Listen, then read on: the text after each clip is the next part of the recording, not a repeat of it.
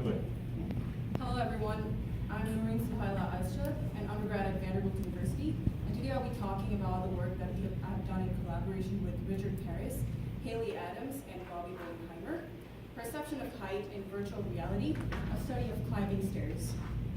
So, in virtual reality, most environments are flat to match the physical world that people are walking on.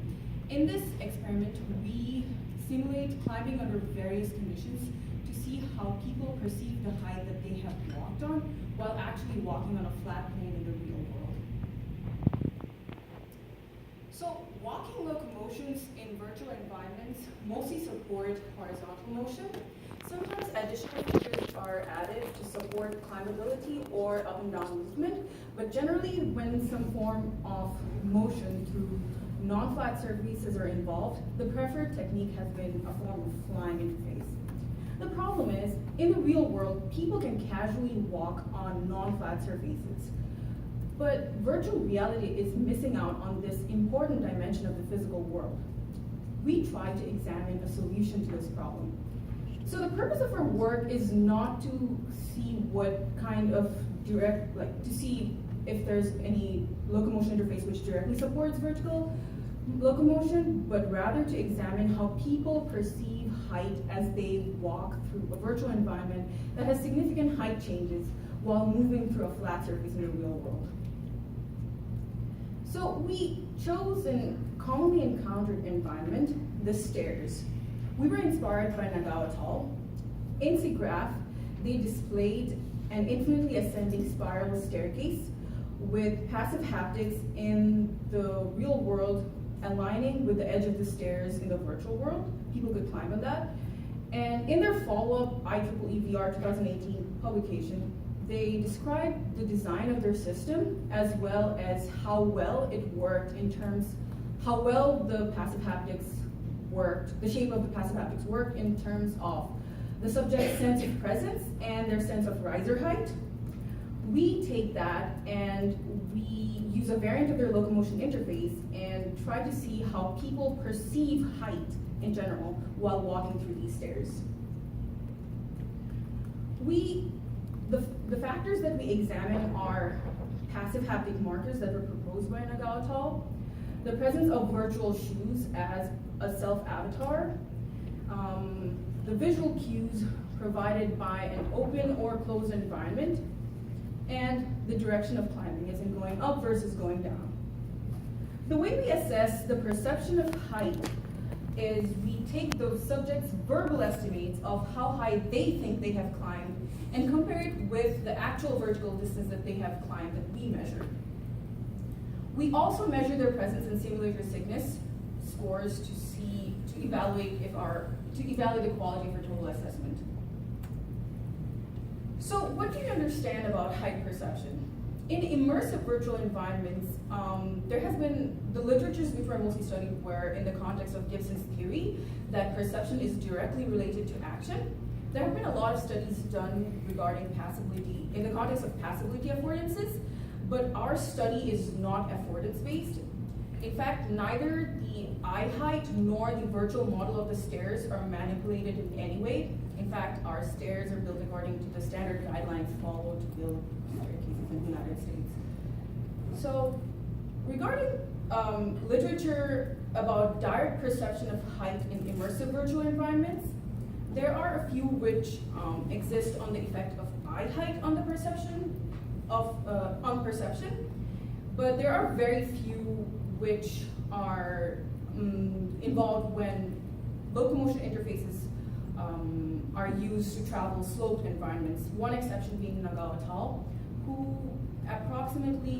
examined people's perception of height changes in a range of approximately 1 meter. So we take that and we do a more thorough and deeper assessment than done in their paper. Although vertical locomotion interfaces in virtual environments are uncommon, there has been some work done before. They include walking on treadmills, walking in place, using gestures, and walking with both passive haptics and active haptics. The references listed here describe the interfaces mentioned in detail if you're interested to look at it.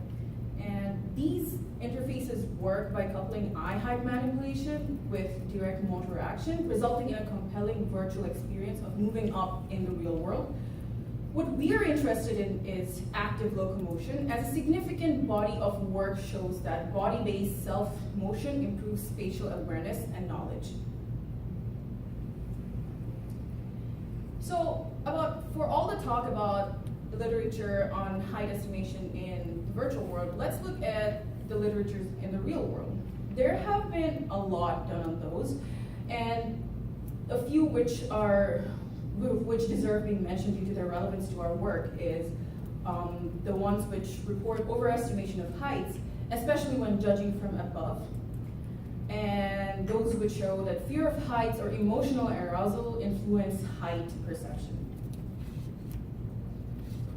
So we vary different cues that we think might be important in determining the height perception, and we develop these hypotheses. One, we predict that the presence of passive haptic markers will significantly improve the height estimation and sense of presence. Two, we think that adding a virtual representation of shoes in the form of a self-avatar will aid height estimate and presence.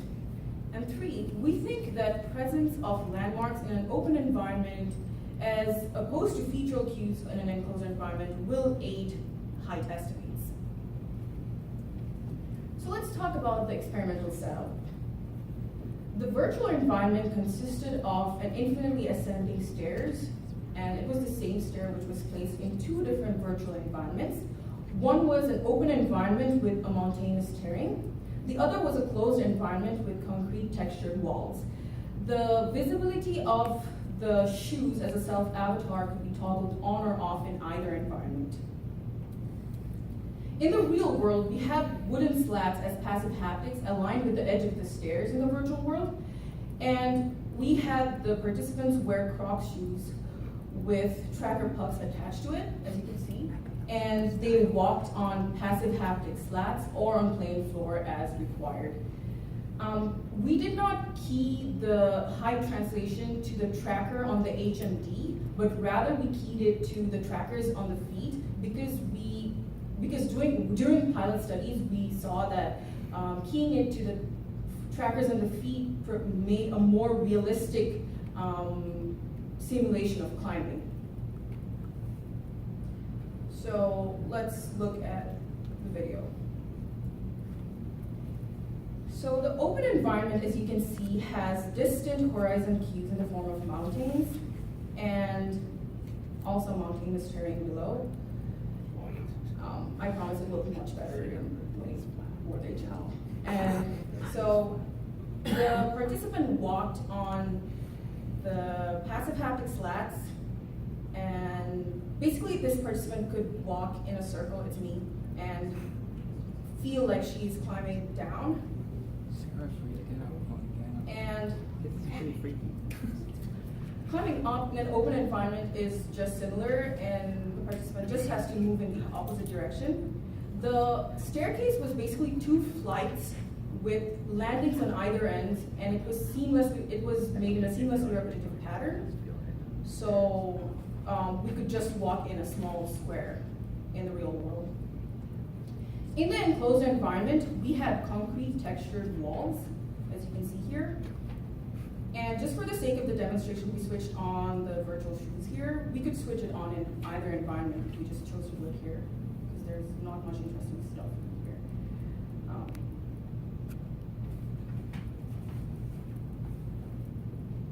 So the real world, the walking in the real world is the same for both the environments, but in the enclosed environment, they get an optic flow of the concrete textured walls.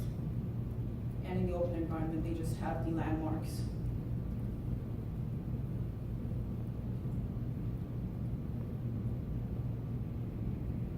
Okay, so for the experimental procedure, we had 48 subjects, 24 males and 24 females. I ran them in 2 weeks.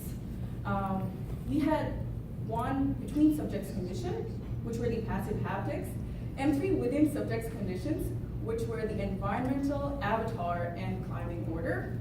We blocked the order of the environment first, and then we kept the order of the visibility of the shoes the same in both the environments. And for the climbing order, each participant either ascended first then descended, or descended first then ascended. And we balanced this order across all the participants. Let's look at the experimental order for one particular participant to understand this in detail. So here, we had 4 runs, and this particular participant went up first and then down for all the runs. And for the first one, he or she saw an open environment with the virtual shoes visible. An open environment, then for the second run, he or she saw the virtual open environment with no shoes visible.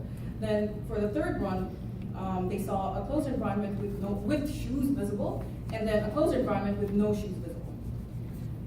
So for the measurements, subjects reported their estimated number of flights of stairs that they thought they climbed, and also what they perceived was the height of a single flight of stairs, which was one landing, which was one row of passive haptics.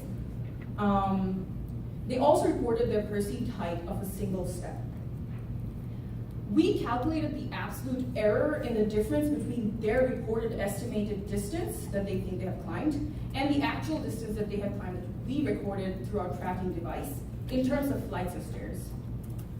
We also measured their simulator sickness and presence scores. We had them fill out a pre-simulator sickness questionnaire before they started the experiment, and one post-simulator sickness questionnaire after every environmental block. We also had them fill out a Slater-Russowski questionnaire for presence after every run. So the results of the flight estimation show that overall, subjects overestimated how many flights they perceived that they have climbed by as much as 7.25%. The open environment had significantly improved their height estimation, and so did the addition of a virtual shoe. But interestingly, there was no effect of the passive haptics, which we based on Nagao et al. For presence, only making the shoes visible created a strong sense of presence, but no other conditions really had an effect. For simulator sickness, females showed a higher rating of simulator sickness scores, but that was only in the second half of the experiment, and we think that it could just be because of their exposure to virtual environments, since there was no particular condition involved in creating the score. And it seems to be consistent with prior work done, which shows that females generally show higher simulator sickness scores in virtual environments. So what do we have here? In general, our work seems to be in line with the real-world literature regarding overestimation of heights, and it also seems to be in line with the horizontal distance estimates, with the types of errors made in the horizontal distance estimates in the real world, which is around 10%.